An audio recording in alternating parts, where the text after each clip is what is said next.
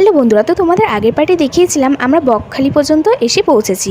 তো এইবারে পালা ছিল হচ্ছে হোটেল খোঁজার, আর আমরা খুব ভালো একটা হোটেলও খুঁজে পেয়ে গেছি। যেহেতু থার্ড ফ্লোর ছিল, সেখান থেকে বাইরের দৃশ্যটা দেখতে খুব সুন্দর লাগছিল। তো ইতিমধ্যে আমরা পৌঁছে গেছিলাম সমুদ্রে পৌঁছাবার আগে আমরা হোটেলে ঢুকে একটু রেস্ট নিয়ে তারপরেই এসেছিলাম।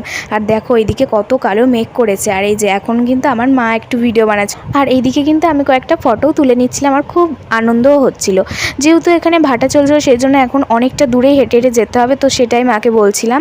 তার এই যে পায়ে হেঁটে হেঁটে যাচ্ছি, যেহেতু অনেকদিন বাদে এসেছি, তো তাই জন্য খুব মজা হচ্ছিল কিন্তু। আর এখন একটু ঢং করে ভিডিও বানাচ্ছিলাম।